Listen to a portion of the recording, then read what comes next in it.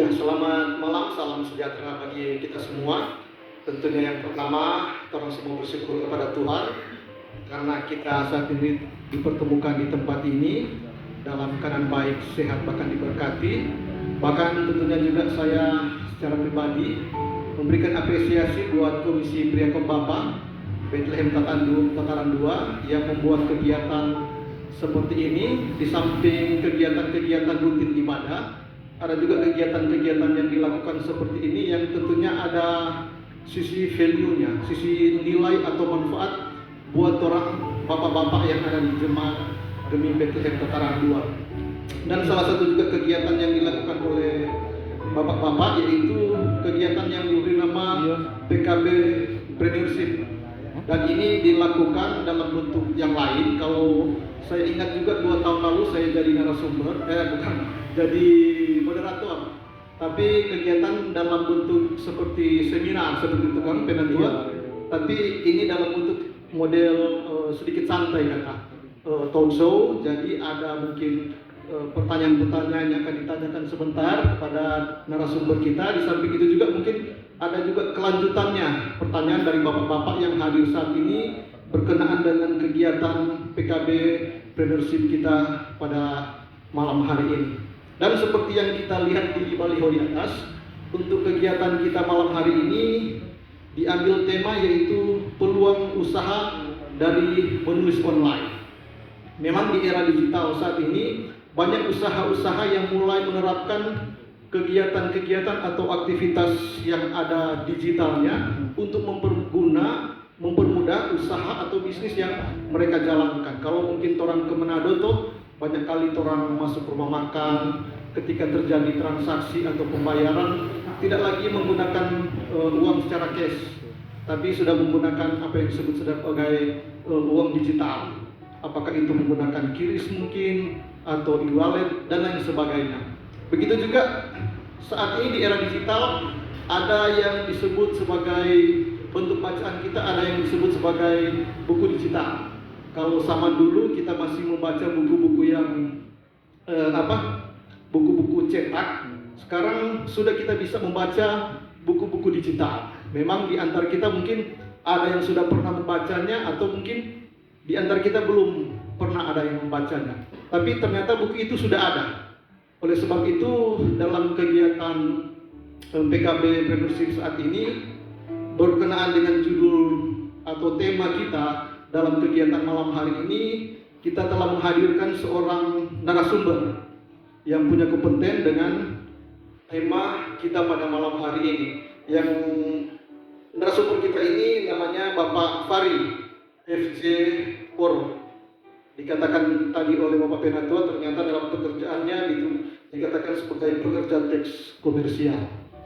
Dan ternyata Pak Fari ini yang saya dapat informasinya, kalau bicara usaha menulis online, itu bukan hanya menguasai secara teorinya, tapi sudah menjadi pelaku dari usaha tersebut. Oleh sebab itu memang tidak salah kami menghadirkan saat ini Bapak Ferry Oro sebagai narasumber dalam kegiatan PKB Preneurship pada malam hari ini dengan tema peluang usaha dari menulis online. Itu juga terbukti yang saya baca, sudah ada berapa buku yang Bapak Ferry tulis, Pak Fari tulis, Pak Fari ya, Pak Fari. Ya, kalau saya baca ada buku yang berjudul Solusi Jokowi, ya Pak. Ada buku Gajah Mada, mungkin ini percintaan tentang Gajah Mada. Ada juga Pendekar Negeri Minahasa, Dinastihan bukan leluhur Minahasa, dan lain sebagainya. Ini mungkin ada kaitannya dengan sejarah atau juga budaya, ya Pak. Ya oke. Berkenaan dengan ini Pak, ada banyak hal yang mungkin akan saya tanyakan kepada Bapak berkenaan dengan tema kita pada malam hari ini, yaitu peluang usaha dari menulis online. Nah, yang pertama Pak, seperti apa atau bagaimana mereka itu yang disebut sebagai penulis online Pak? Orang seperti apa atau bagaimana mereka itu yang masuk kategori sebagai penulis online? Ya, makasih. Pertama-tama saya mengucapkan selamat dan salut kepada PKB Terang 2 untuk program ini. Ya. karena kita di Koya, orang Koya. Di Koya tak tahu nggak ada program begini. Kita juga sekarang tercatat anggota jemaat di Manado, Bethlehem Marwasi, dan kita tahu orang juga tidak ada program seperti ini. Jadi kita salut kepada PKB Terang 2 karena ini bagus sekali. Sebenarnya kalau semua jemaat, semua PKB bikin begini, ini akan menambah banyak sekali manfaat. Kembali ke pertanyaan Pak Moderator, jadi penulis online itu adalah mereka yang berkecimpung di online. Jadi mereka menerbitkan atau menjual buku dan hanya diakses melalui online. Jadi orang tulis, orang jual di online. Kalau mau beli juga, beli harus melalui online. Jadi biasanya kan yang normal sekarang beli buku jual di toko buku, misalnya Gramedia. Sekarang beli buku tidak harus ke Gramedia. Jadi cukup buka handphone seperti ini, cari buku, tentukan pembayaran. Nah lama kemudian orang semua dapat buku, file itu akan masuk di handphone.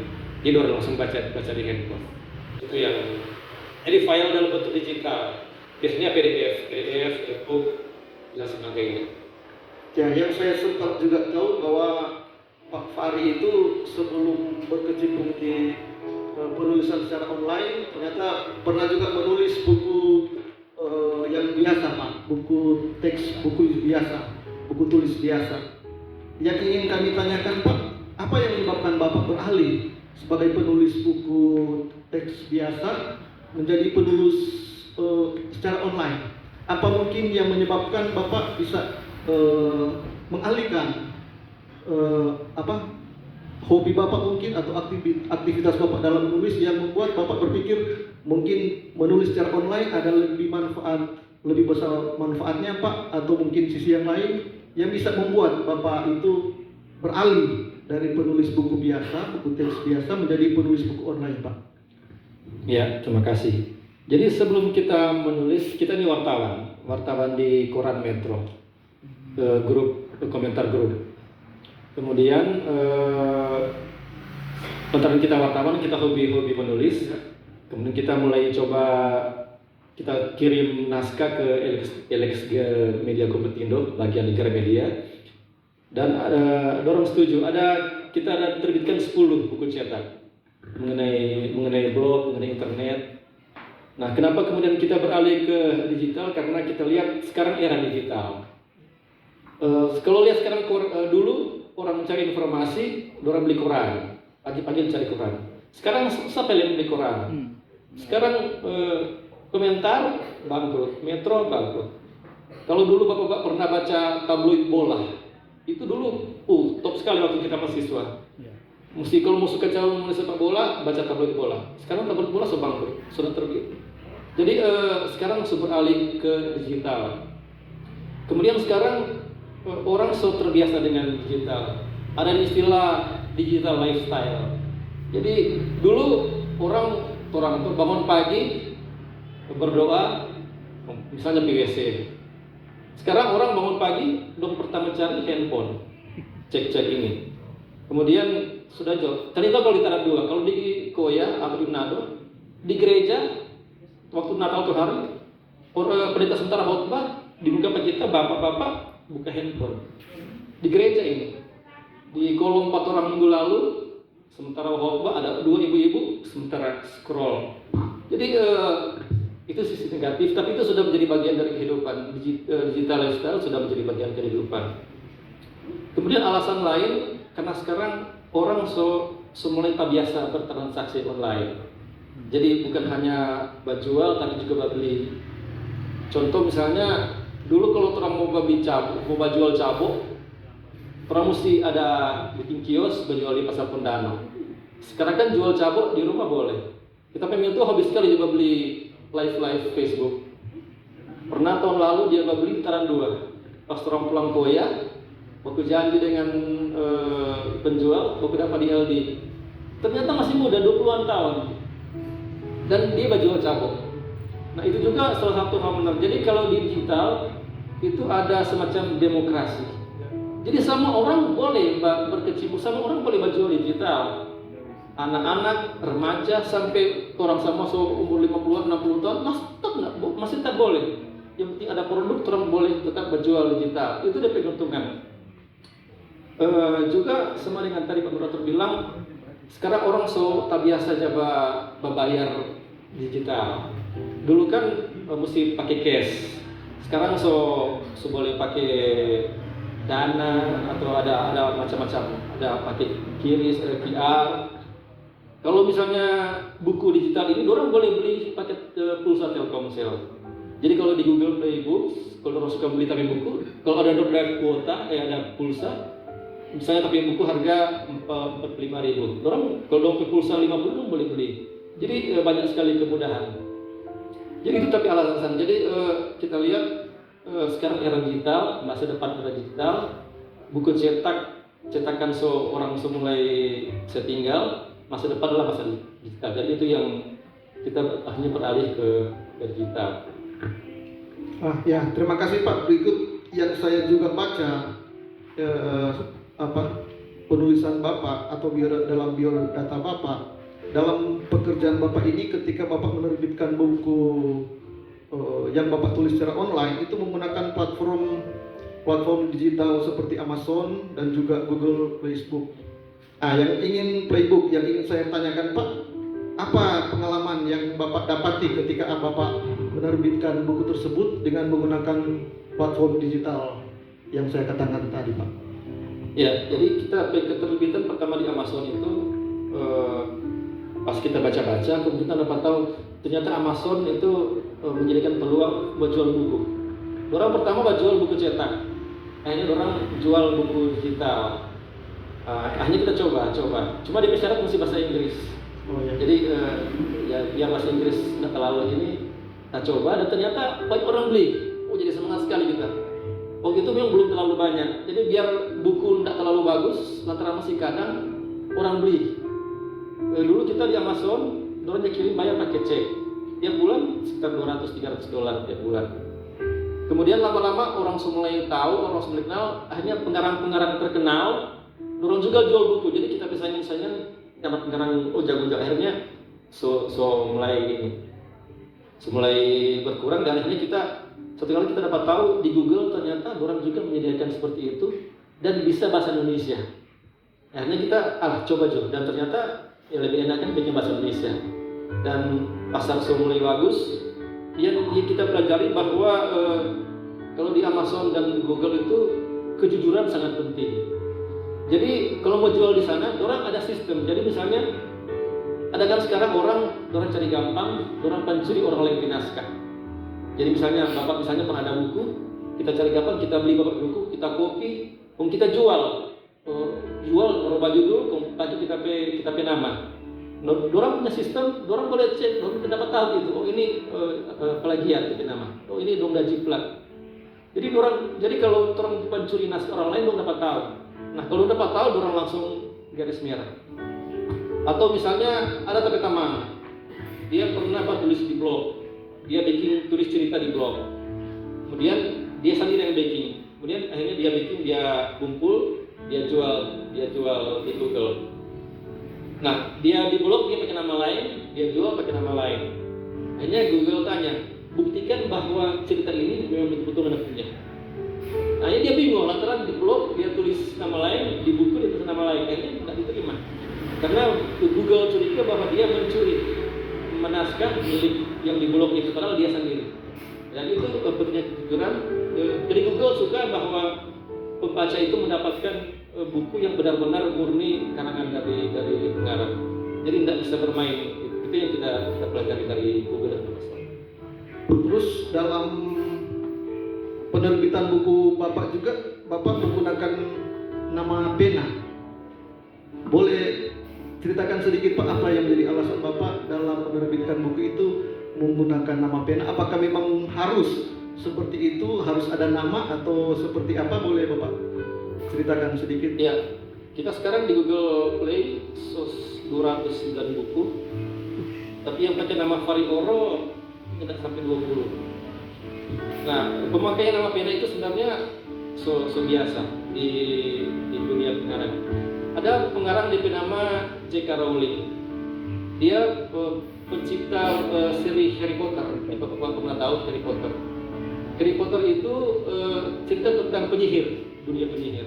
Itu top sekali, ada sampai 8 jilid buku, penuh bikin film. Jadi nama J.K. Rowling itu seiring dengan Harry Potter yang dunia sihir. Nah, satu kali dia suka membuat buku jenis baru, buku detektif.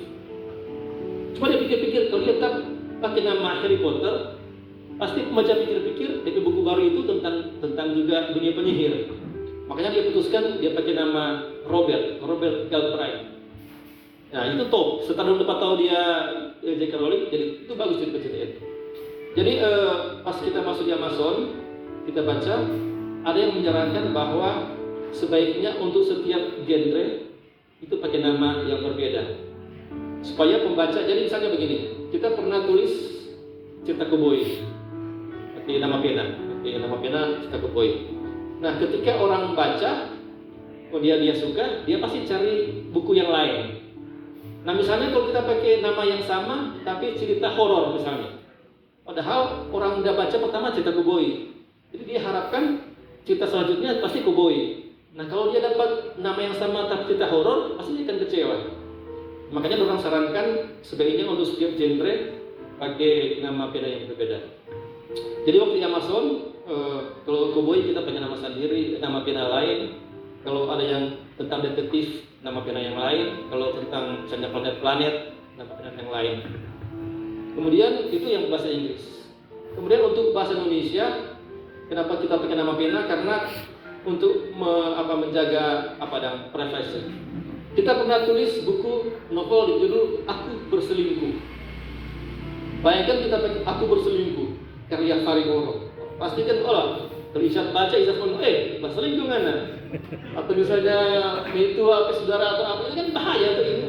Padahal itu cuma hayalan, cuma karang-karang kan. Tapi kalau kita kasih kita pilih itu termasuk laris itu. Aku berselingkuh dan ini catatannya. Kasih aja pakai nama samaran Rakuti. Karena kalau pakai nama Fari Oro ini bisa gawat ini. Nah, itu salah satu alasan. Jadi untuk melindungi supaya kan orang mau dapat tahu. Nah. Kemudian alasan lain untuk menyamarkan. Jadi begini, kita banyak yang laris pakai itu buku-buku tema cinta. Cinta. Nah, kita kan tua, 50-an tahun. Kalau orang tahu, orang baca, ini om-om ini kok bisa bikin cerita-cerita. Jadi kita suka kasih kesan bahwa DP pengarang itu masih muda, 30-an tahun. Jadi kita bikin nama-nama pena yang berbeda. Kemudian ada juga topik yang kita pikir lebih cocok, misalnya nama pena perempuan. Misalnya kita pernah bikin buku di berjudul Membaca Sinyal Cinta dan 30 tulisan tentang cinta. Jadi itu panduan pacaran for anak-anak cewek. Kita pikir tidak cocok kalau kita punya nama dan Fari Oro. Jadi kita ceritakan nama Anindya Agita. Itu pengarang Anindya Agita daripada karakter sendiri. Tapi orang kan, ini Anindya ini mungkin bagus dia. Jadi kalau Fari kesannya lain, tapi kalau yang buku itu ditulis oleh perempuan, mungkin kesannya akan berbeda. Kita juga pernah tulis buku di judul Rahasia Tubuh Sehat, kumpulan tulisan tentang kesehatan. Jadi panduan-panduan kesehatan. Kita juga pakai nama perempuan, Nadira Darmawan. Jadi kita pikir akan lebih cocok mungkin jika itu ditulis oleh perempuan. Kita tulis dia dokter, kan orang pembaca yang tahu. Jadi itu alasan-alasan. Jadi lebih ke sisi komersil sebenarnya. Dan kita pakai nama pena, nama sendiri. Kalau kita pikir itu nyenak bikin malu. Jadi macam Gajah Mada itu ada beberapa. Jadi kalau kita percaya diri, kita pakai nama sendiri. Kita ada cerita silat, kita pakai nama sendiri. Ada yang cerita silat Setio Minahasa yang dulu pernah muat di Harian Meto, Warani di Minahasa. Kita terbitkan di nama Pendekar Negeri Minahasa. Itu rata-rata kita bangga kita pakai nama sendiri. Jadi itu. Jadi nama pena itu untuk selain supaya orang kalau topik-topik yang meragukan atau apa supaya orang tidak bisa tahu kita dapat tahu dari kita, jadi kita pakai nama pena. Kita juga pernah bikin buku tentang cara cari uang di Instagram. Nah, kita udah lihat pas ada orang udah bikin artikel, kita lihat bagus, kemudian kita kembangkan jadi buku. Cuma kan kita nggak di Instagram. Nah kalau misalnya kita pakai nama Fari Oro, kalau orang cari tahu dong, ini orang ini nggak punya Instagram, bagaimana dia bikin buku cara cari uang Instagram? Dia sendiri nggak di Instagram, makanya kita pakai nama penyampaian yang lain. Jadi itu. Ya, dan untuk saat ini Pak Fari itu boleh dikatakan sudah berhasil ketika Bapak menekuni usaha menulis buku online ini Pak. Boleh ceritakan sedikit Pak, bagaimana Bapak memulai usaha ini sampai Bapak saat ini sudah ada di titik ini, boleh dikatakan sudah pada titik keberhasilan. Tapi tentunya segala sesuatu ada yang dimulai kan Pak. Jadi Bapak bisa ceritakan sedikit bagaimana Pak memulai usaha ini dia. Mungkin juga ini bisa jadi masukan bagi kita yang ingin jadi pemula dalam kegiatan bisnis ini Pak. Bagaimana memulai ini semua Pak? Ya jadi pas kita bermulai kita juga banyak baca orang berpengalaman. Ya. Kemudian satu hal penting yang orang bilang, kalau bisnis menulis ini, kalau kata ibarat olahraga lari, ini seperti maraton. Jadi dia jangka panjang. Itu bukan lari jarak pendek. Jadi jangan berharap langsung mau sukses dalam waktu singkat. Waktu di Google Play kita mulai 2016. Kita buku pertama Desember 2016. Kemudian mulai 2017. Jadi sekitar 7 tahun lalu. Kita pendapatan pertama masih 500.000, 700.000, kemudian mulai juta-juta. Kita paling tinggi waktu itu pas kita bikin rumah dong Icat, pernah 60 juta. Ada 3 bulan kita dapat 60 juta. Oh memang senang sekali. Pas butuh duit, pas bikin rumah itu tertinggi. Tapi saya cuma 3 bulan. Tapi ini kan memang tergantung pembelian. Kemudian ya sekarang sekitar 20-30 juta. Jadi ya kuncinya adalah pertama mesti jangan langsung berharap langsung sukses. Ini jangka panjang. Jadi perlu bertahun-tahun untuk sampai sama dengan kita kan. Ada tamu-tamu lain dorong obatannya, dorong cuma bikin satu buku, orang yang nak beli langsung kecewa. Padahal kita bilang kalau satu buku sukses, publikasi, langsung bikin buku yang lain. Jangan fokus satu buku. Jadi salah satu kuncinya gitu, mesti bikin banyak buku. Kalau 100 buku, kalau satu buku itu cuma laku 10, satu buku DP harga misalnya 40.000 kan lumayan. Jadi makanya kita sekarang berusaha bikin sebanyak mungkin buku. Sekarang 209, target tahun ini 250 nak mau revisi, tapi ya begitulah. Jadi DP kunci pertama kita harus tekun, jangan langsung berharap mau sukses. Kemudian kedua mesti kreatif, memang lantaran so fokus jadi tiap hari mesti tulis dan mesti bikin banyak buku. Kalau bicara juga kategori Pak, kategori buku itu ada 2 kan? Ada yang masuk kategori buku fiksi, ada dan yang masuk kategori buku non fiksi. Yang ingin jadi pertanyaan kami Pak, apakah ada perbedaan cara menulis kedua buku tersebut? Atau mungkin ada juga langkah-langkah khusus cara menulis kedua buku tersebut? Apakah itu buku fiksi atau non fiksi Pak? Ya, jadi kalau fiksi itu cerita khayalan. Jadi fiksi itu cerpen, di Bapak pernah cerita pendek. Kemudian ada yang disebut novela, kemudian novel. Kalau cerpen itu 3.000 sampai 15.000 kata. Kalau novela 15.000 sampai 40.000 kata. Kalau novel 40.000 kata ke atas. Nah, kalau fiksi itu, kalau mau tulis fiksi, yang disarankan orang tulis yang orang suka baca, topik yang orang suka baca. Jadi misalnya kita dulu waktu remaja pemuda, kita hobi sekali baca Koping Ho. Mungkin ada bapak yang pernah baca Koping Ho. Lantaran kita hobi Koping Ho, kita cerita fiksi pertama yang kita bikin itu cerita silat. Nah, waktu itu kita di Kroni Metro, kita pikir-pikir, mau bikin cerita silat bagaimana itu? Akhirnya kita ada ide bikin cerita silat, tapi terjadi di Minahasa. Jadi model Koping Ho, tapi terjadi di Minahasa. Nah itulah kita bikin di judul Guarani Negeri Minahasa. Itu dulu banyak sekali orang suka baca itu. Jadi kita bikin tiap walak itu ada bela diri tersendiri. Walak itu Tolou ada, Tombulu ada dan sebagainya. Jadi itu DP kisah kita tulis bagaimana situasi Minahasa sebelum penyerbuan Majapahit. Jadi apa yang terjadi di Minahasa, pas Majapahit datang, warna-warna yang mana ada. Makanya kalau orang lihat daftar daerah-daerah yang dituduhkan oleh Majapahit, Minahasa tidak ada, karena orang tidak berhasil mendudukan Malesung. Tapi itu fiksi. Jadi itu. Jadi kalau mau tulis fiksi, orang tulis apa yang orang suka baca. Kemudian kalau latar ini khayalan, mesti banyak mesti bahayal, mesti jago bahayal. Banyak ada satu cara di pertama, bagaimana kalau begini. Nah, banyak pengarang terkenal, orang bikin buku top, lantaran orang bagaimana kan. Jadi misalnya ada pengarang dia berpikir begini, bagaimana kan kalau misalnya ada tuh cerita suatu keluarga, orang naik kapal laut, kemudian karam, kemudian orang itu terdampar di Afrika, keluarga ini di Papua Mama mati, tak sisa bayi. Ini bayi ini gorila ada piara sampai dewasa. Nah, jadilah cerita Tarzan. Bapak pernah tahu Tarzan? Jadi ada juga pengarang berpikir begini. Bagaimana kan kalau misalnya ada tuh anak remaja, tahu-tahu laba-laba ada gigi. Nah, laba-laba ini dia terkena sesuatu. Jadi setelah pas dia gigit anak remaja ini dia mewarisi kekuatan laba-laba. Jadilah cerita Spider-Man. Ada juga pengarang dia berpikir begini, ini agak kontroversi. Bagaimana kan kalau dulu Yesus Kristus itu dia kawin dengan Maria Magdalena. Kemudian ada anak. Dorong anak sampai sekarang masih ada, dan dia pikiran dilindungi oleh suatu organisasi rahasia.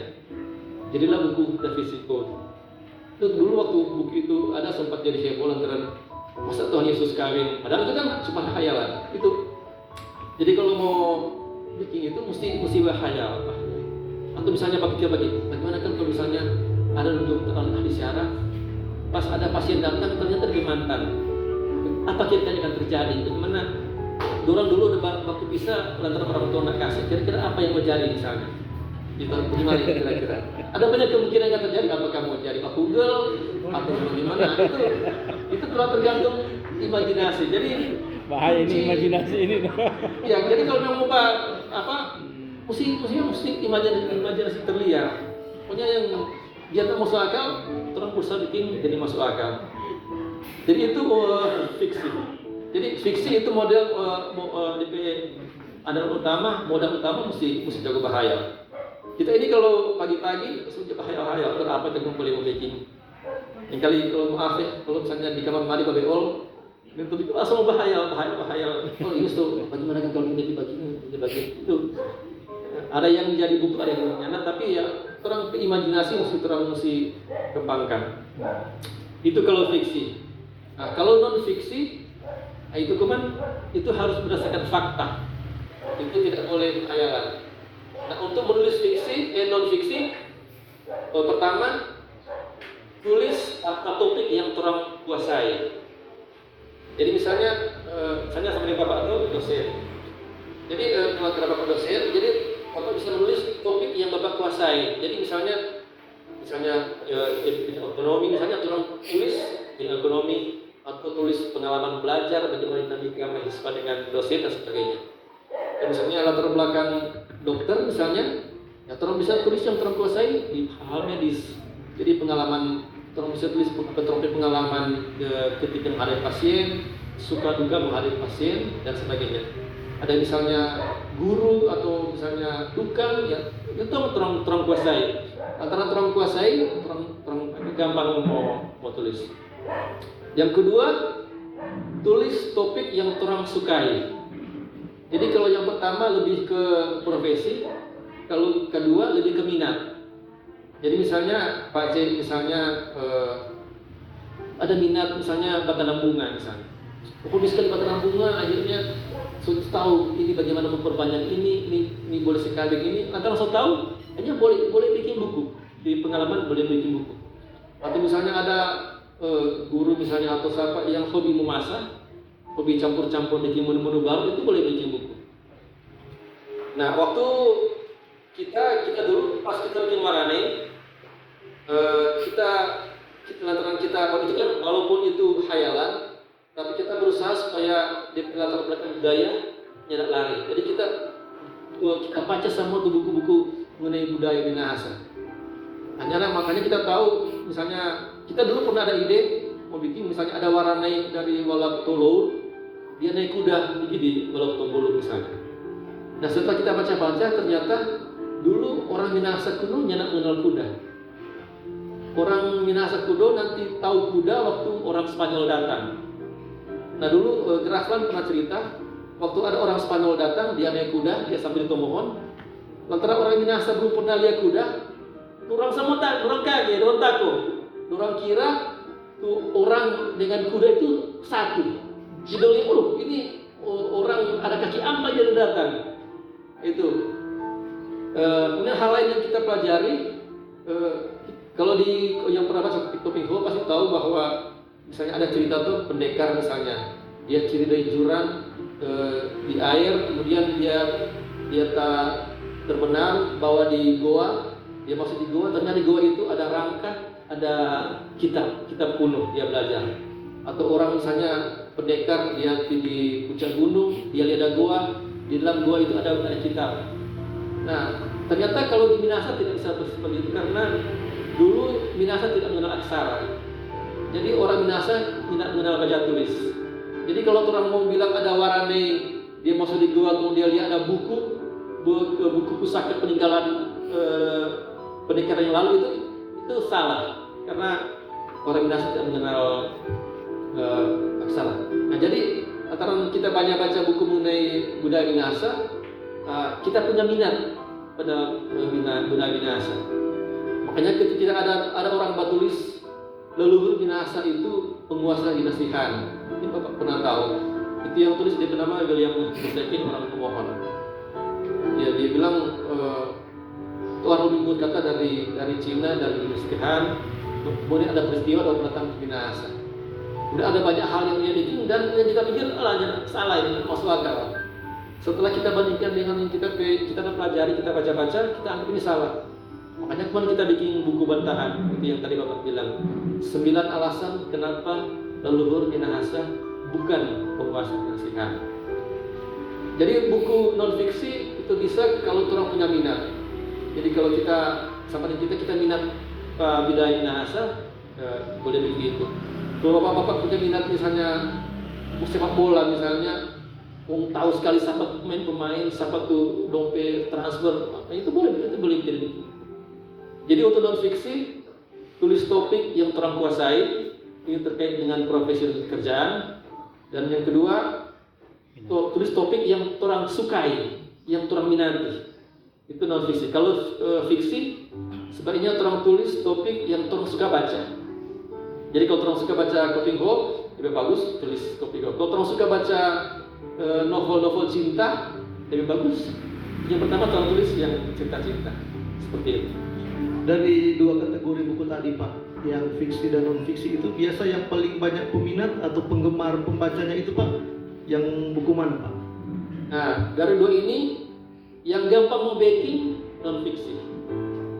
Karena tidak perlu hayal. Jadi apalagi sekarang ada Google, kalau mau riset gampang, tidak kalau jadi turang kumpul materi banyak mau terolah.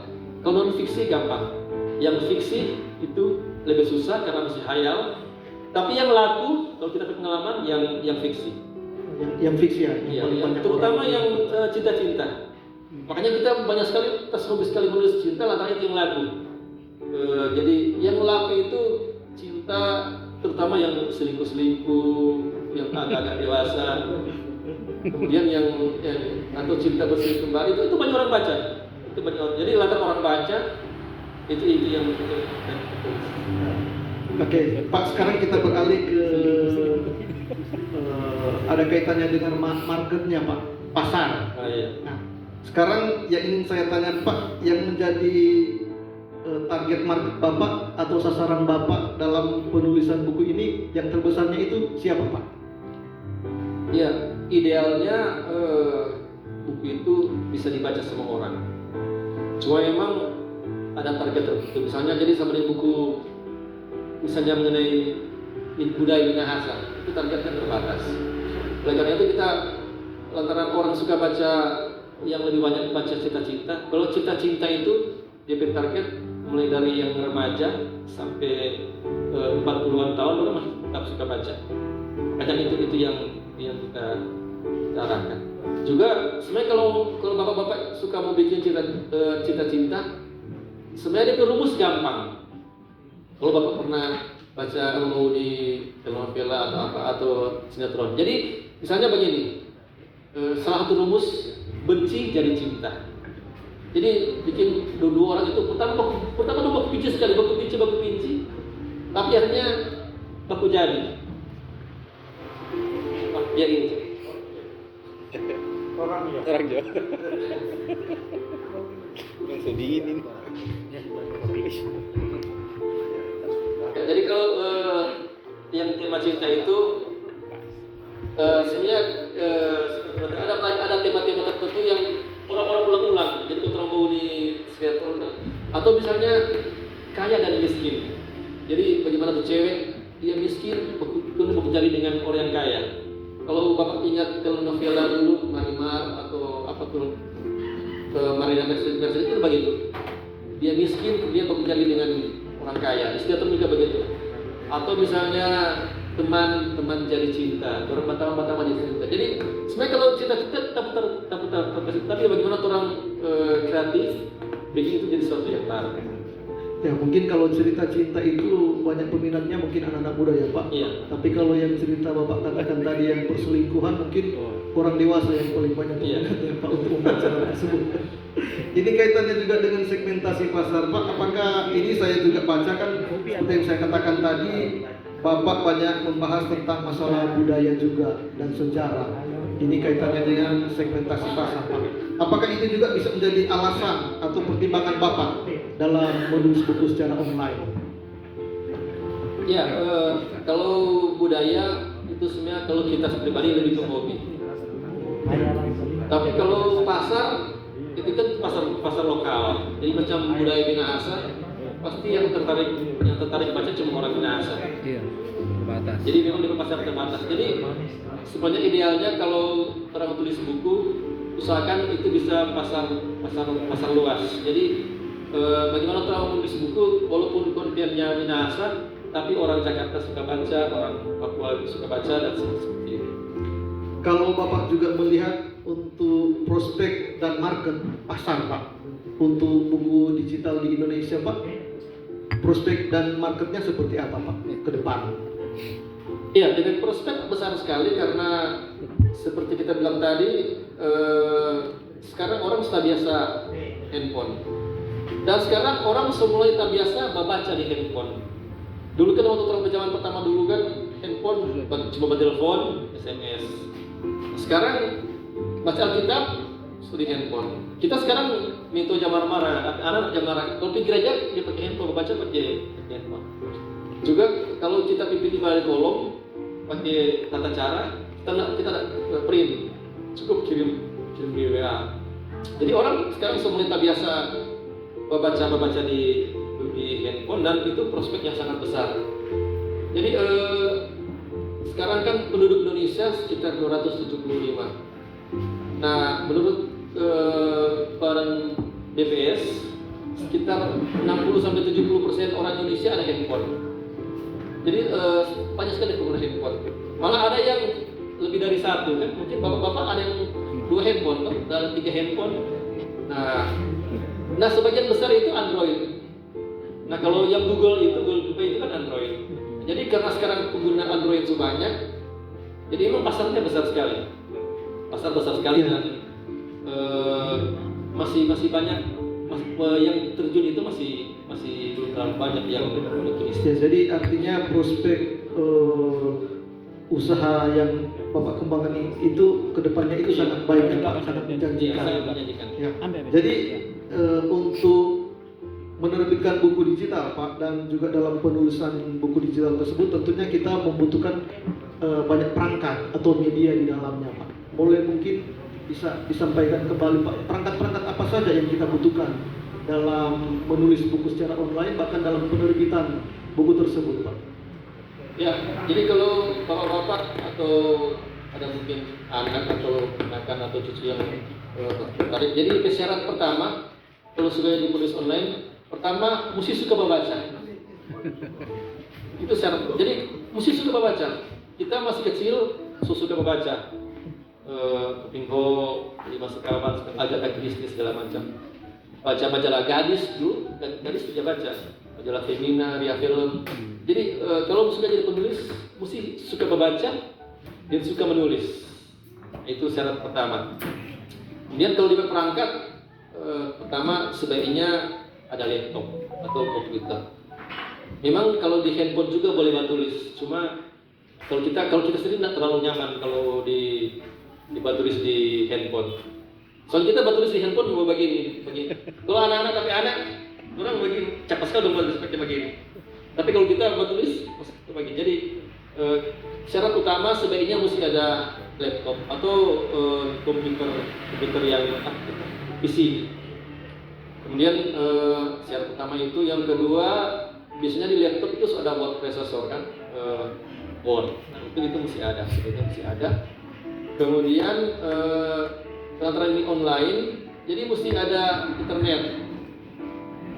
Cuma kan sekarang kan internet ada kan banyak paket-paket murah di beberapa giga. Kalau dulu waktu beberapa tahun lalu masih susah, masih jadi di warnet segala macam tuh.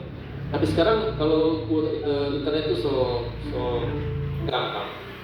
Jadi mesti ada laptop, mesti ada processor, buat internet, kemudian ada email, misalnya email. Karena kalau mau masuk buku mesti mendaftar di Google Play, bisa ada email, dan itu email itu penting sekali. Terus Pak, untuk menerbitkan buku digital apakah ada kos atau biaya yang akan kita keluarkan Pak? Nah, ini salah satu perbedaan antara buku digital dan buku cetak. Kalau kita berpengalaman, kita sempat tulis 209 buku digital, tak pernah keluar duit sepeser pun. Jadi tidak ada biaya dalam menerbitkan buku. Ini berbeda dengan misalnya kalau buku cetak. Jadi kalau orang buku cetak, kalau orang terbitkan sendiri, pertama orang mesti sewa orang bikin DP cover, kemudian orang mesti sewa orang layout, atur DP tata letak, mau taruh foto segala macam. Dan yang paling mahal itu biaya cetak. Satu buku itu DP harga dia cetak sekitar 20, 30 sampai 50 ribu tergantung kepala. Jadi kalau orang mau cetak 1000, ya sekitar 20 ribu, minimal 20 juta sampai 50 juta. Itu kalau terang cetak. Nah kalau di digital itu kita punya pengalaman, soalnya cover kita bikin sendiri, kalau layout juga nyenak terlalu rumit. Juga kalau mau saya masuk buku di Google Play gratis, di tempat lain juga gratis. Jadi memang terima bersih kan, terima royalti bersih, nyenak ada keluar duit. Ya, dalam penulisan buku juga Pak, biasa ada kita menggunakan jasa editor atau juga redaktur.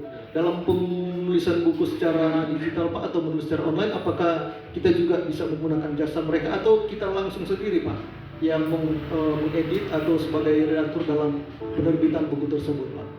Ya, kebetulan waktu kita di koran, kita seorang redaktur toh. Jadi kita saja edit orang berita, jadi seperti biasanya edit berita. Jadi kita putuskan kita edit sendiri. Tapi kalau bapak-bapak mungkin perlu sewa editor. Jadi kalau misalnya Pak Kena sudah boleh panggil kita jadi editor. Siap. Jadi memang sebaiknya tahap awal mesti sewa editor. Tapi kalau kita cukup yakin dengan kita kemampuan, jadi kita dan sejauh ini tapi kita yang tidak minimal orang, jadi sesuai kaidah kan. Ya memang editor itu sangat penting sekali Pak, karena itu juga berkaitan dengan nama baik kita kan. Ya, walaupun mungkin cerita-cerita yang kita munculkan cerita yang hayalan misalnya, tapi setidaknya hayalan yang juga bisa ada masuk akalnya Pak. Ya. Tidak menghayal ya semenghayal-hayalnya, tapi ada juga yang bisa mengedit setidaknya atau juga yang sebagai editor supaya juga jadi bahan pemasukan bagi kita bahwa penulisan ini mungkin sebaiknya seperti ini ya Pak. Ya, tapi karena Bapak juga punya keahlian di bidang itu, jadi tidak perlu juga menggunakan jasa editor ya Pak atau juga redaktur. Pertanyaan kami yang selanjutnya Pak, ini ada juga istilah passive income dalam kita menerbitkan sebuah buku Pak. Jadi bagaimana cara mencapai passive income tersebut ketika kita menekuni usaha pembuatan buku digital ini Pak? Ya, jadi salah satu keuntungan jual buku digital itu passive income. Jadi passive income itu kan pendapatan yang orang dapat dengan sedikit usaha. Waktu di Google Play kita pertama kali tulis jual buku Desember 2016 dan 2017, sampai sekarang orang masih beli. Padahal jadi kita cuma tulis, kita publikasi, kita selalu lupa. 2017, 2015 itu berapa tahun lalu itu? Kita sudah lihat apa, tapi tetap orang beli. Nah, itu passive income.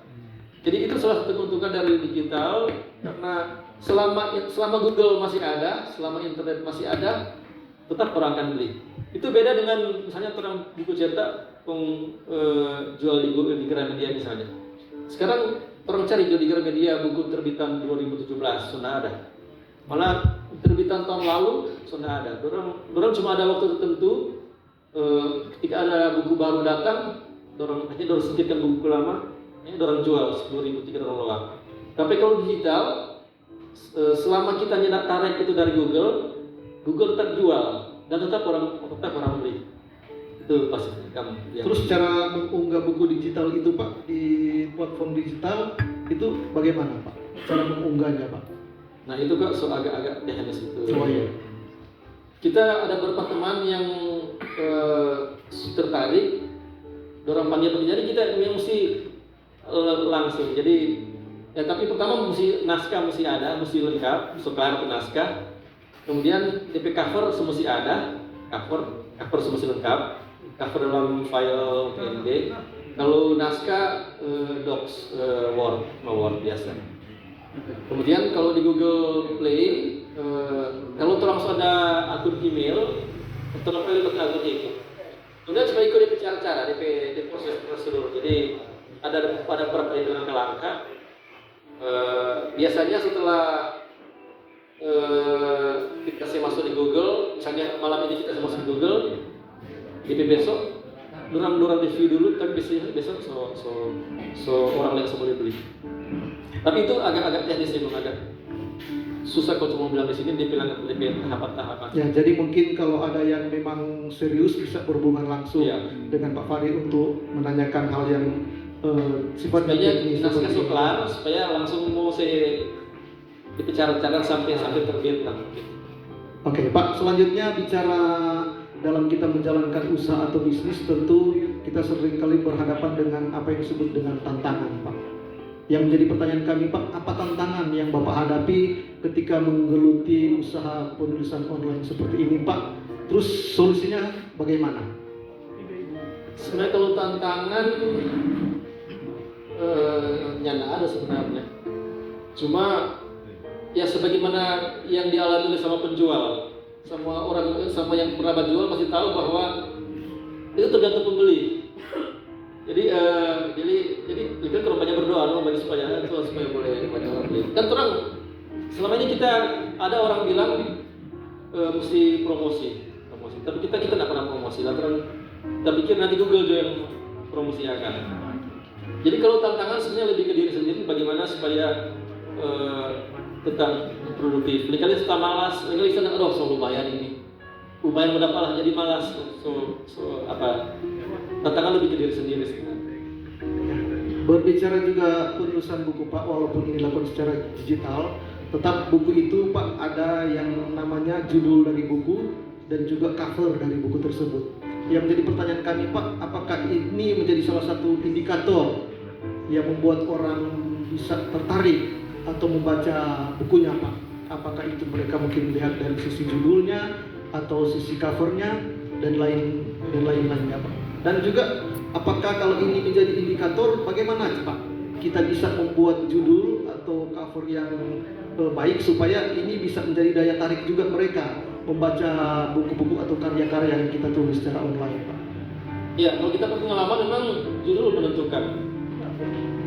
Macam aku berselingkuh dan ini catatannya. Oh itu Banyak sekali orang baca itu, lantaran itu menarik. DP cover ada dua orang yang agak sementara bermesraan gitu. Jadi memang cover dan judul sangat menentukan. Jadi tinggal bagaimana orang meramu. Jadi di kunci begini.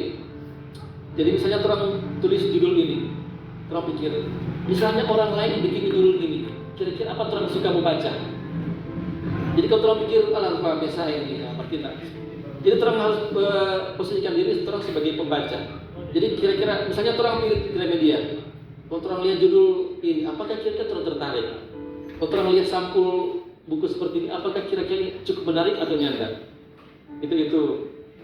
Dan memang kalau penulis pemula, judul masih menentukan. Tapi kalau penulis terkenal, misalnya ada pengarang terkenal yang bernama Terelie, di novel hujan, kita sebenarnya menarik. Hujan pun DP cover hujan, memang hujan. Tapi karena orang biasa terkenal, orang tahu, orang tak beli. Tapi misalnya kita misalnya mau tulis Farioro, hujan, Farioro, sama aja nih. Hujan apa ini maksudnya? Jadi itu kan tergantung sejauh mana kalau sudah terkenal atau nyata. Tapi memang bagaimana bikin judul menarik itu sangat penting. Sekarang kita bicara tentang stimulusnya, Pak. Karena secara teori tentunya kalau orang tentunya usaha yang kita tekuni bisa membuat orang senang, bahagia, atau bisa memenuhi segala kebutuhan kita, tentunya kita akan semacam terangsang untuk giat melaksanakan usaha kita tersebut, Pak. Yang ingin saya tanyakan, Pak, kalau orang menekuni ini usaha menulis online ini, apa stimulusnya, Pak, dari pekerjaan yang kita tekuni itu? Apakah itu mungkin lebih condong karena mungkin hobinya saja, atau ada kaitannya dengan profitnya, Pak? Atau mungkin ada juga sedikit bocorannya kalau bicara profit, Pak, supaya juga ini bisa menjadi semacam stimulus, perangsang buat kita untuk bisa menekuni usaha penulisan online ini, Pak. Ya, ada tuh pengusaha ada bilang yang paling menyenangkan adalah kalau orang kerjakan orang hobi, untung dapat duit. Jadi orang kerjakan sesuatu yang orang sukai, yang orang hobi sekali mau orang bikin yang orang hobi, untung dapat duit. Nah, jadi DP kunci memang orang kalau mau menulis itu orang mesti jadikan ini sebagai hobi. Sama dengan kita memang hobi menulis. Wartawan kan mesti menulis. Jadi sekarang fokus kita memang hobi menulis. Jadi karena hobi menulis, jadi kita anggap DP doi itu bonus. Cuma yang bonus itu memang sangat membantu. Puluhan juta tiap bulan kan lumayan itu. Lalu itu passive income. Itu stimulus yang jadi memang bikin semangat.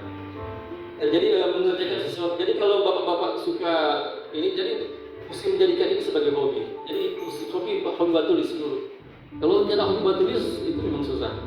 Hobi membaca, hobi menulis. Kalau terus anggap itu sebagai hobi, orang anggap sebagai pekerjaan. Orang kan santai-santai, bantu santai-santai, jual nih orang beli dapat duit seperti itu. Ya, oke, ini mungkin pertanyaan terakhir, Pak, dari kami. Kalau boleh ada tips dari Bapak, mungkin bagi kami yang hadir saat ini, ada yang ingin memulai, Pak, usaha yang Bapak geluti saat ini, bisa dikatakan jadi semacam penulis buku online pemula. Mungkin bisa ada tips dari Bapak supaya ketika orang menggeluti usaha ini, Pak, bagaimana supaya orang tetap konsisten menjadi penulis buku secara online, tapi juga bukan cuma hanya jadi penulis, tapi berusaha juga harus diterbitkan supaya kita bisa mendapat pemasukan, pendapatan, atau juga sisi value-nya, nilai atau juga manfaat dari usaha tersebut, Pak. Mungkin ada tips dari Bapak? Ya, DP tips pertama tentu saja coba mulai menulis. DP yang gampang, tulis judul Facebook, bikin status dan asalkan status, tapi sebenarnya itu tulisan. Nah, supaya aman, supaya bagusnya. Jadi orang ingat terlalu pelajaran dulu waktu di SD itu. Jadi orang usahakan tulis ada kaidah. Jadi huruf pertama di kata kalimat huruf besar, nama orang huruf besar, seperti itu. Jadi pertama coba tulis sedikit-sedikit di Facebook. Jadi boleh, jadi misalnya mau coba bikin cerpen misalnya, coba tulis dong, aku terbangun pagi ini, aku melihat bahwa begitu nah. Atau boleh juga campuran bahasa Manado dan bahasa Indonesia untuk harta pertama. Tapi nantinya itu memang mesti edit lagi. Tapi untuk harta pertama, yang buat tulis dulu. Kemudian jangan lupa pikir besai, atau jangan lupa pikir orang udah tawakan.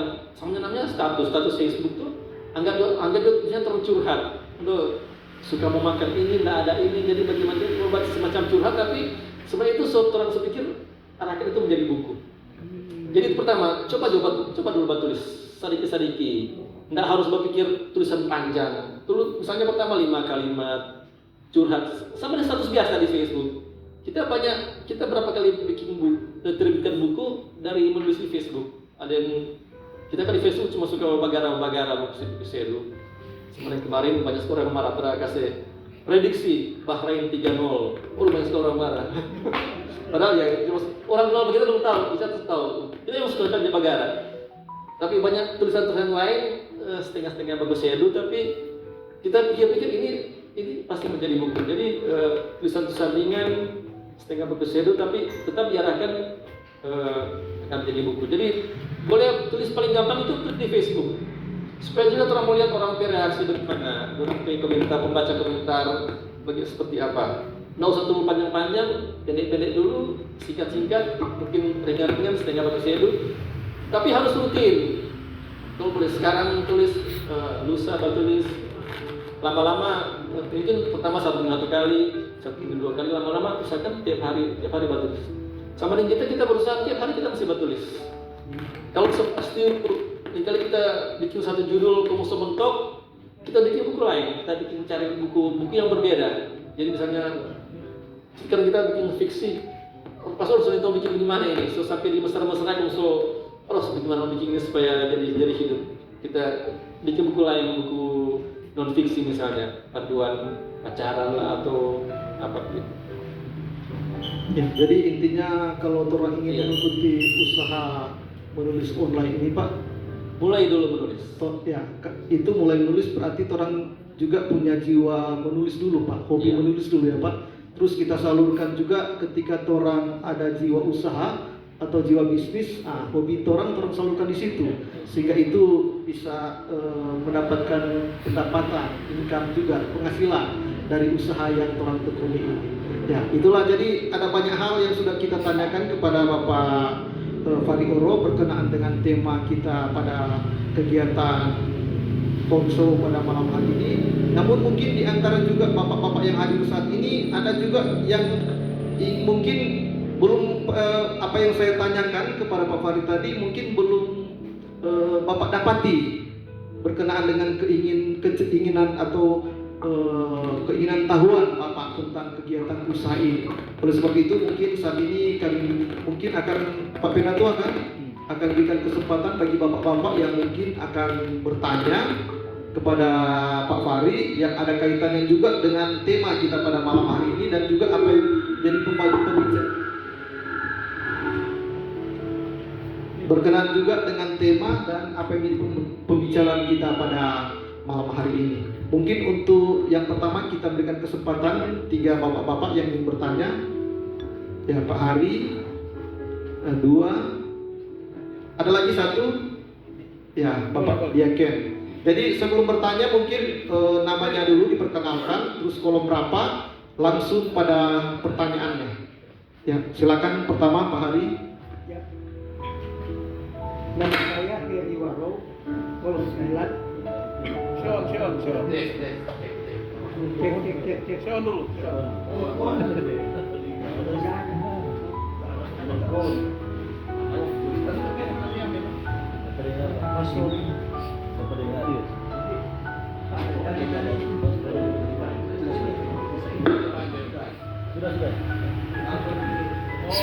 Di muka aja.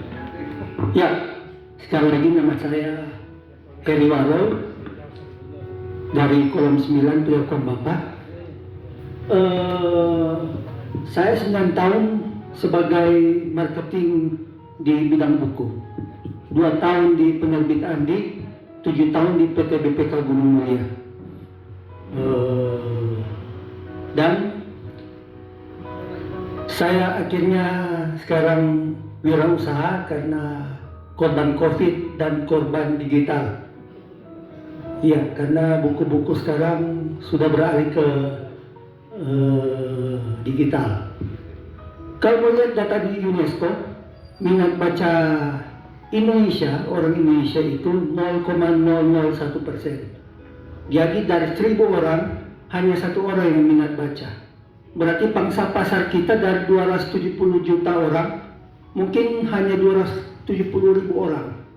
Ya, itu tantangan. Relevansi di Priakom Bapa Jemaat Betlehem Tataran 2 yang nyatanya ada tukang ojek. Ya kalau Pak Dokter ya wajarlah, karena pernah dokter bertanya Pak kita bagaimana cara mau menerbitkan buku di BPK Gunung Mulia dan di penerbitan belum terrealisasi sampai sekarang sehingga kita tidak dapat insentif. Jadi ini tantangan berat karena begini, Bapak bilang kan ini hobi, sedangkan kita saja untuk membaca Alkitab setiap hari itu nggak mudah. Kayak saya di Penjosua itu ada namanya program baca Alkitab setiap hari, ya toh. Kalau umpama orang 100 orang minat baca 0,01 orang, 0,01% berapa orang itu? Ya toh, itu tantangan. Tapi tadi ada hal yang menarik. Bapak bilang tentang namanya itu bikin status di Facebook, bikin tulisan di Facebook. Karena sekarang sudah namanya Facebook profesional. TikTok juga sudah bisa menghasilkan uang. Ya.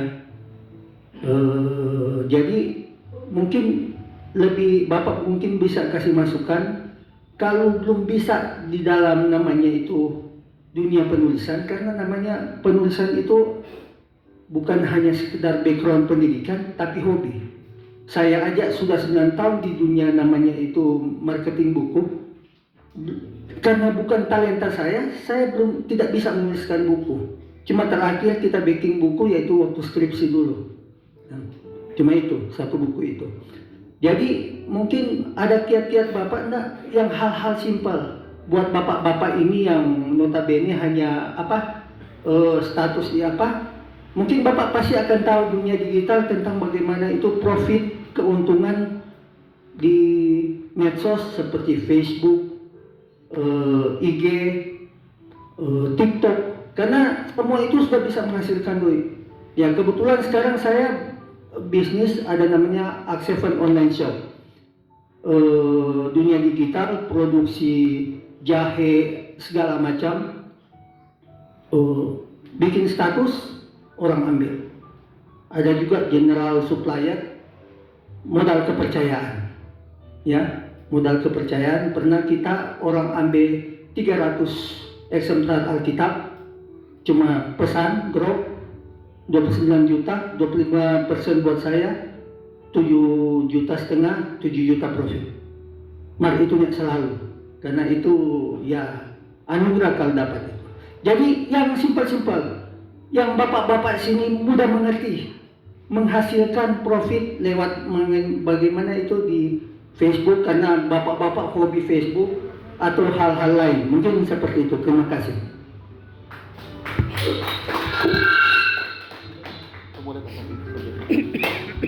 Yang kedua, boleh nanti nama terus kolom terus langsung pada Adi. pertanyaan. Adi. Pak Adi ya, silakan. Minta maaf lupa nama Pak Adi. Itu jangan apa-apa. Saya jelas.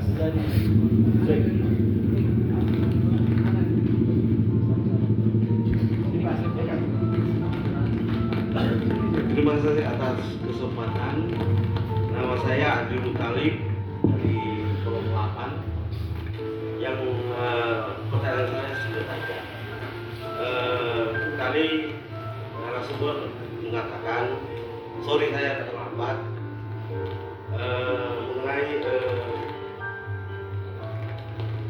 etika, mungkin etika termasuk mungkin jurnalistikan. bagaimana seorang pemula dalam media digital yang baru, apa etikanya untuk memposting usaha itu, apa etikanya untuk konten itu beda dengan etika. Kalau jurnalistik kan ada etika jurnalistik, kan ada undang-undang. Kalau mengenai konten ini, apakah DB etikanya ada untuk pembaca dengan ada hukum yang mengatur itu? Kalau misalnya salah, mungkin yang menyalahi mungkin postingan itu. Terima kasih teman-teman.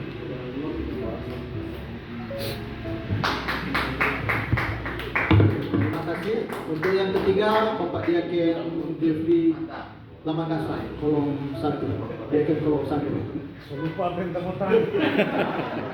Semua kaya.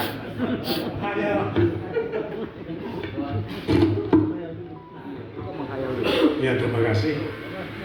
Cuma mau tanya, kalau dalam menulis misalnya buku fiksi, kalau tadi memang sudah dijelaskan berapa kata untuk penulisan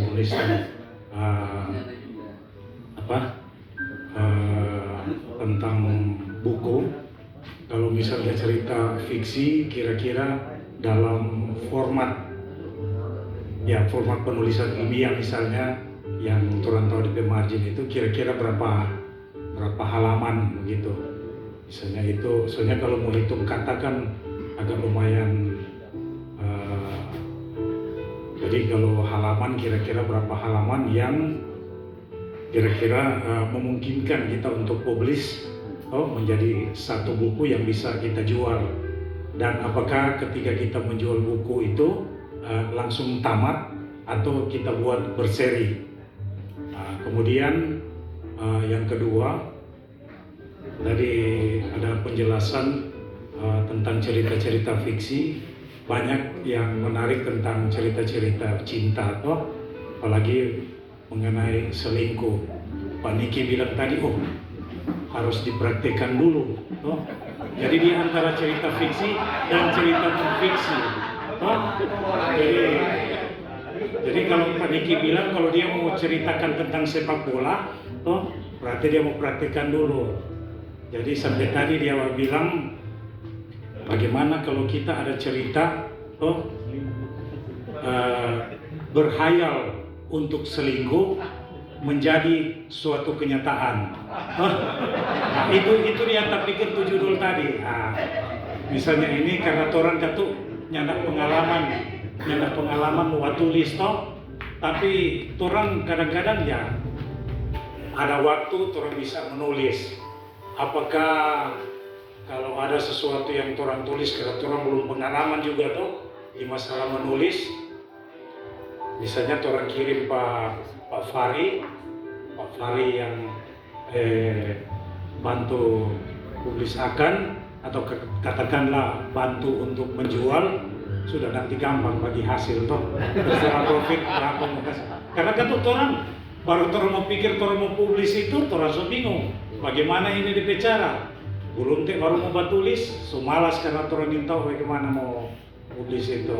Jadi barangkali itu. Dan memang ya kalau mau suka panjang tuh hobi menulis, misalnya tadi contoh di Facebook ini masukkan ya tulis Bafeto Maitua, panjang sekali itu, atau Maitua Veto Patoran di Facebook, panjang sekali itu. Jadi mungkin itu dua tadi itu yang ketiga itu cuma intermezzo saja. Terima kasih. Kaya nih kita tips kan. Main ini kita tips ini. Ya, oke. Tadi sudah ada 3 penanya dari Pak Heri, Pak Adri, dan Pak Jeffrey. Jadi mungkin Pak sudah dicatat ya pertanyaannya. Kalau yang saya sempat tulis tadi, kalau Pak Heri itu mungkin tanyakan kiat-kiat menghasilkan profit lewat FB ya. Pak Heri. Dan untuk Pak Adri, bagaimana etika dalam dalam memposting konten yang mungkin ada yang mungkin melanggar dari sisi hukum seperti apa ya. Dan yang terakhir Pak Jeffrey itu mungkin bicara tentang format penulisan buku fiksi, dan yang kedua apakah buku fiksi yang kita tulis itu apakah harus ada berdasarkan pengalamannya atau seperti apa, dan juga mungkin cara mempublishnya apakah juga ada kaitannya dengan biaya tadi yang sudah disampaikan, dan mungkin yang lain mungkin sempat dicatat oleh Pak narasumber. Ya, silakan Pak. Ya, terima kasih untuk penanya ke Pak Waro dulu. Memang materi ini kan belum tentu memang bisa diaplikasikan oleh bapak-bapak. Cuma tadi Pak Moderator bilang bisa saja ini orang bilang Pak terang pe anak, terang pe kemanakan, terang pe cucu, atau terang siapa saja yang berminat untuk hal ini. Kemudian untuk profit di digital sebenarnya itu sangat terbuka. Cuma kalau Facebook kita memang kita tidak bisa bicara banyak karena kita belum berkecimpung di situ. Jadi misalnya dompa reels tapi saudara yang dia perempuan, dia sudah dapat jutaan rupiah dari bikin video. Cuma memang kalau kita lihat itu tuntutan tiap hari mesti ada video. Jadi makanya lama-lama juga jadi terkesan lebay, dan maksudnya syukurnya bikin baking. Jadi yang top itu di Facebook itu kan yang lucu-lucu. Nah kebanyakan ada yang betul-betul lucu, cuma ada lingkaran kan orang lihat ada ya rasa bagaimana dan rasa nyenak lucu. Ada juga yang mencari gampang, dorang lihat video lucu luar negeri, dorang bikin versi Indonesia, dan seperti itu. Kita belum punya pengalaman di situ, jadi kita tidak bisa bicara banyak. Cuma itu mungkin bisa dicoba, tapi memang itu juga perlu, bukan hal yang mudah. Jadi misalnya bikin video itu mesti cari ide, mesti cari angle, mesti jago acting. Misalnya ada Peto yang Metua, Steel Bakumara atau Metua Bafeto, itu acting gitu. Nyata semua orang bisa. Jadi kan kalau terlihat video dapat tahu ala pura-pura ini Bamara Marstel dapat tahu. Jadi itu bisa dicoba, tapi memang juga tidak mudah. Di YouTube kita pernah lihat ada channel tukang. Jadi dia tiap DP materi dia bikin salah satu cara. Jadi kita pernah lihat mengenai berjaringan. Dia pernah bilang bagaimana mau bikin tiang berjaringan yang kuat. Atau macam semari bajing, bagaimana supaya jadi bajaringan jadi rapi. Itu sederhana tapi menarik.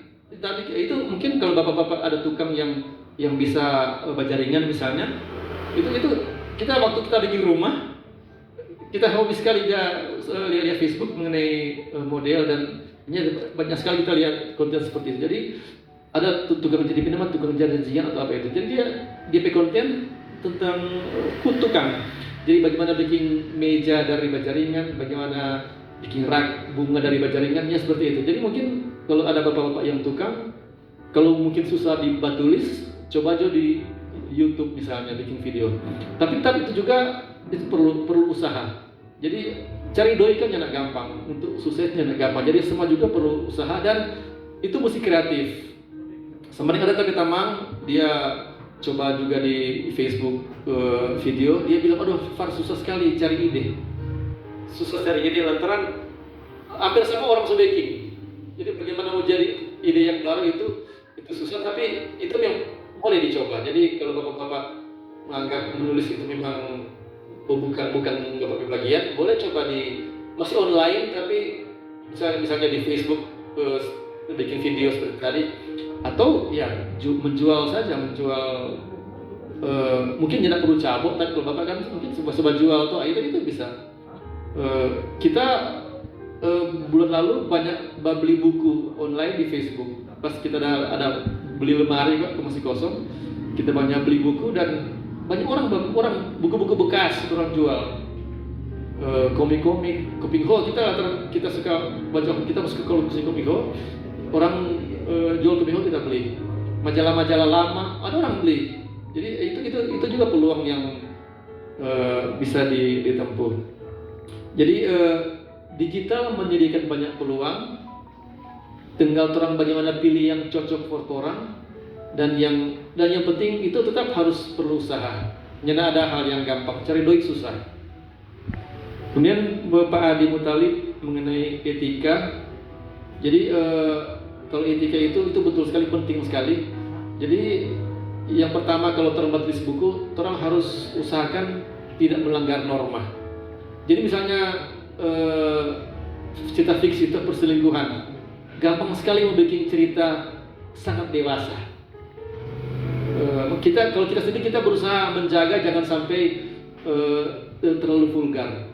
Banyak kalau kita baca buku-buku lain, orang vulgar sekali, orang akan menyebut alat-alat itu dan khusus bilang apalah segala macam. Kita berusaha untuk nyedak sampai, jadi mesti bikin halus. Itu juga jangan sampai melanggar undang-undang informasi teknologi itu. Ya kita nih mau itu seperti itu. Kemudian etika lain jangan ras tuh, jangan terang menghina, misalnya terang ke buku orang hina-hina misalnya ras Papua misalnya, atau ras apalah misalnya terang hina-hina di buku itu, itu tidak bagus. Kemudian ada yang ujaran kebencian atau secara tidak langsung terang bikin supaya orang benci pemerintah misalnya, itu kan tidak bagus. Kemudian kalau ke penulisan, jadi misalnya orang bikin cerita detektif misalnya, atau cerita pakalai kan misalnya, DP etika orang mesti bikin penjahat kalah. Itu etika yang orang boleh langgar itu. Jadi apapun yang jadi kebenaran mesti menang, kejahatan mesti kalah.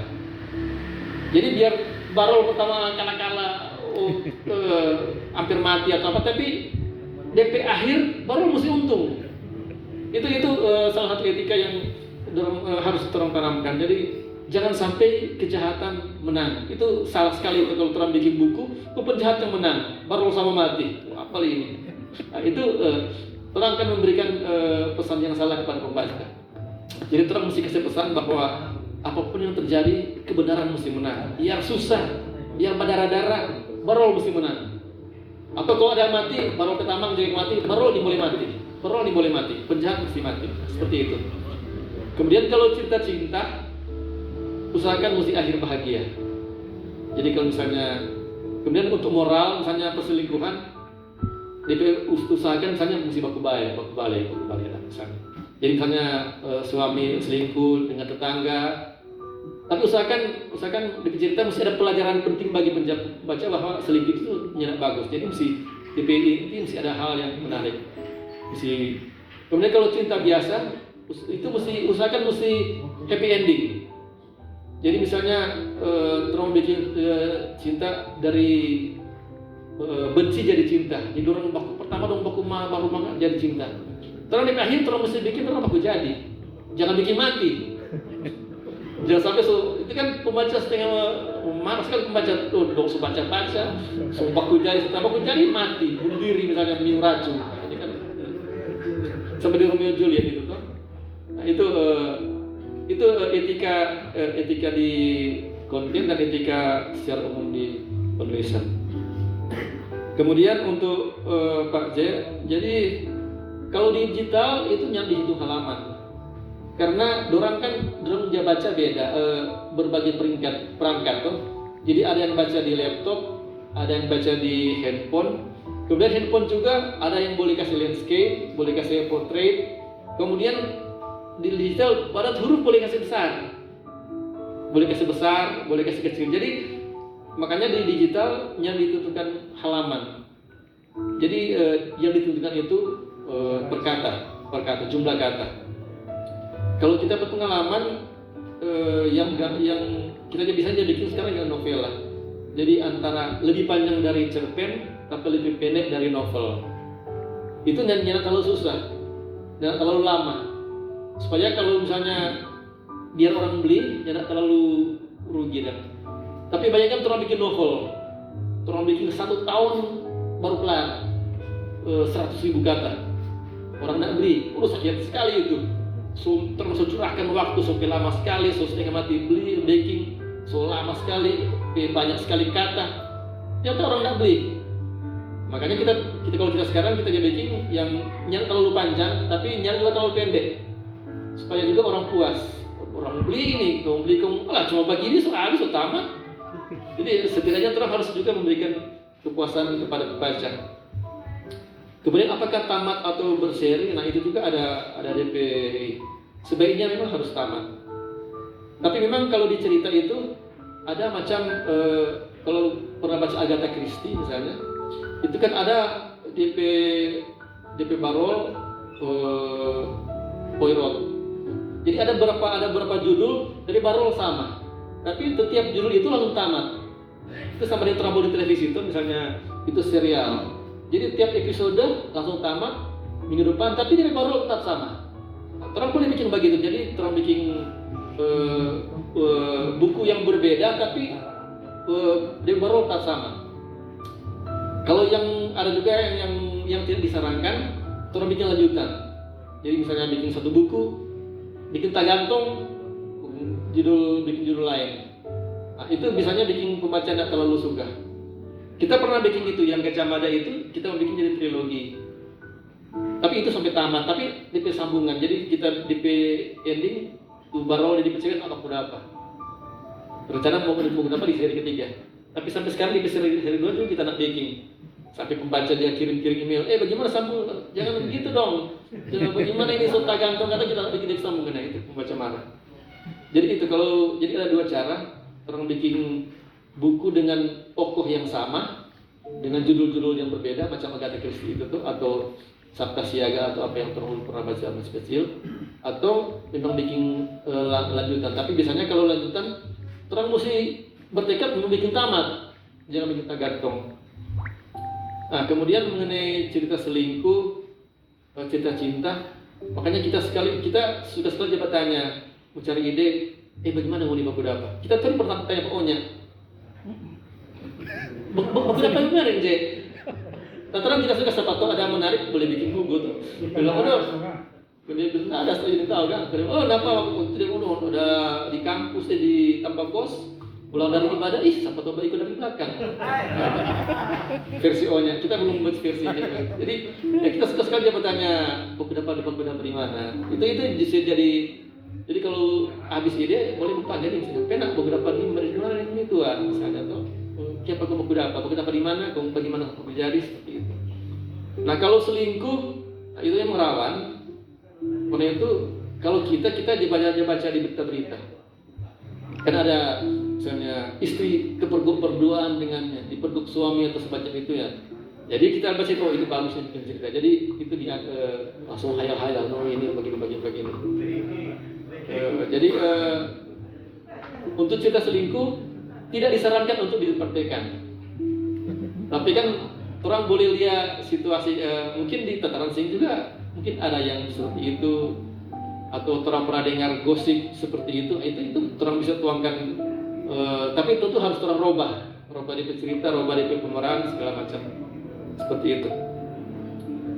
Kalau untuk bantu publikasi ya kita boleh bantu. Kalau misalnya ada teman-teman yang tertarik mau tanya-tanya atau mau apa, boleh silakan tanya-tanya.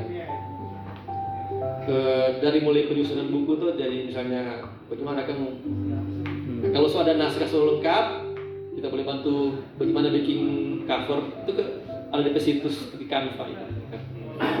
Gampang itu, cuma mau yang penting ada foto.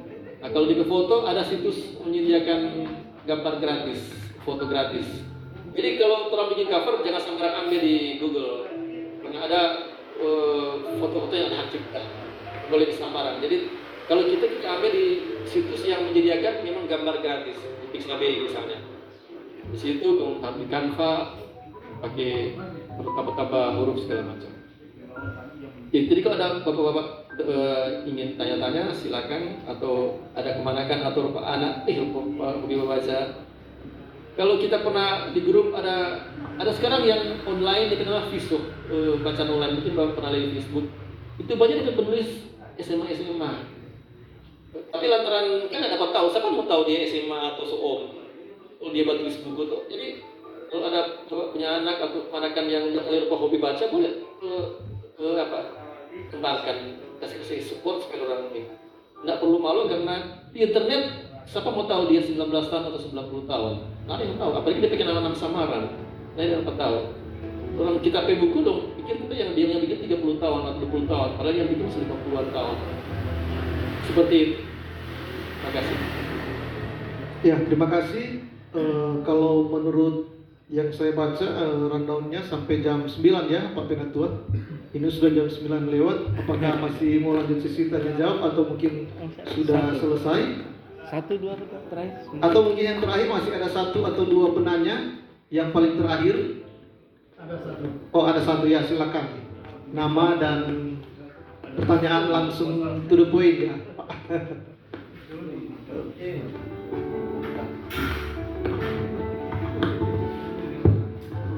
Terima kasih atas kesempatan yang diberikan. Saya nama Jeffrey Rengkuan, kolom 14. Dan seperti yang sudah disampaikan tadi oleh Pak Fahri, bahwa di jemaat Koya maupun jemaat Marwase belum pernah melaksanakan acara seperti ini.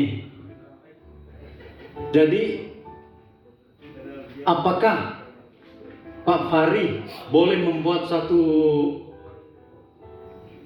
cerita tentang pertemuan ini? Tentang pertemuan ini, sehingga jemaat-jemaat lain boleh membuat acara seperti ini. Terima kasih, itu yang pertanyaan. Ya, pertanyaan yang menarik ini, yang bagus. Kan seperti yang dikatakan tadi, menulis cerita itu tidak perlu juga panjang-panjang. Di Facebook juga sudah bisa kita menulis mungkin cerita yang singkat seperti ini, sehingga bisa mengajak juga jemaat yang lain ya, Pak Jeffrey, untuk melakukan kegiatan-kegiatan seperti ini ya. Mungkin bisa langsung dijawab saja, Pak Fahri. Iya, yang pasti kita butuh Facebook. Kita butuh si Facebook. Jadi nanti kalau ada Pak Penak kirim ada foto supaya ini mungkin besok semua dari Bapak foto. Kita pilih dia para Minahasa. Nggak pakai nama asli para Minahasa. Kalau mau bikin cerita, biasanya kan kalau cerita kan mesti ada konflik.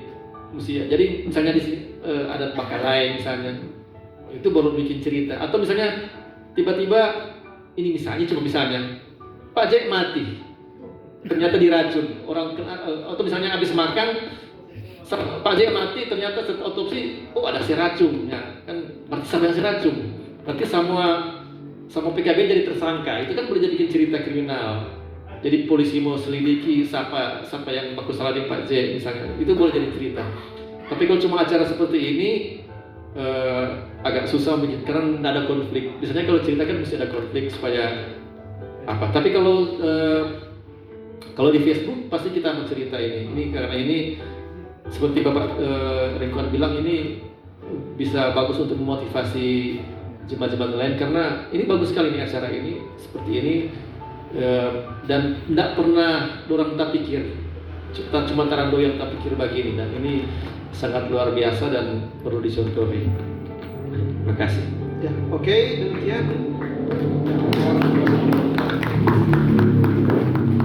Demikianlah acara talk show kita pada malam hari ini dengan tema peluang usaha dari menulis online yang sudah dipaparkan melalui jawaban-jawaban pertanyaan yang ada secara lugas oleh Bapak Fahri FJ Oro.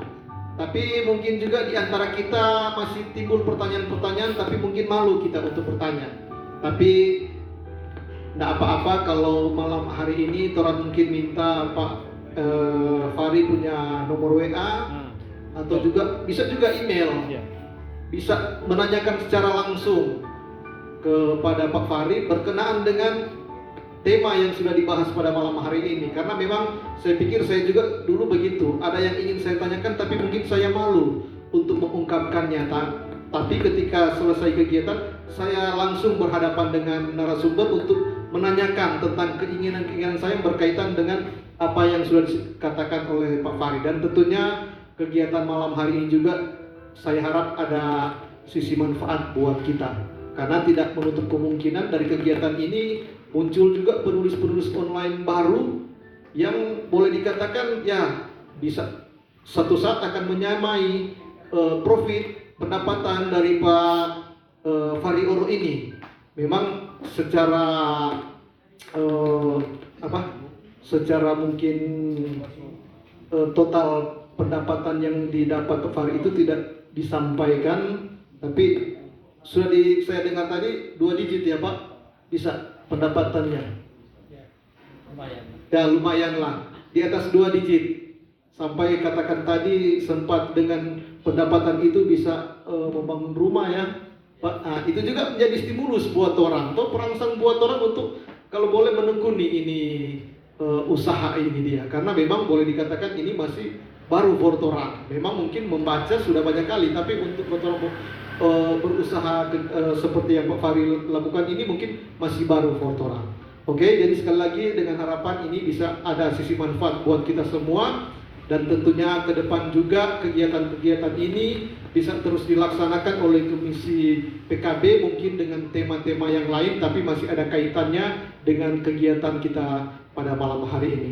Demikianlah talkshow kita pada malam hari ini.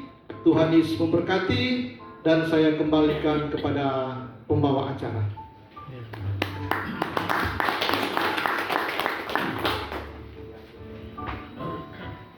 Ya, sekali lagi kita tepuk tangan untuk narasumber kita, Dr. Fari Oro, dan juga moderator kita,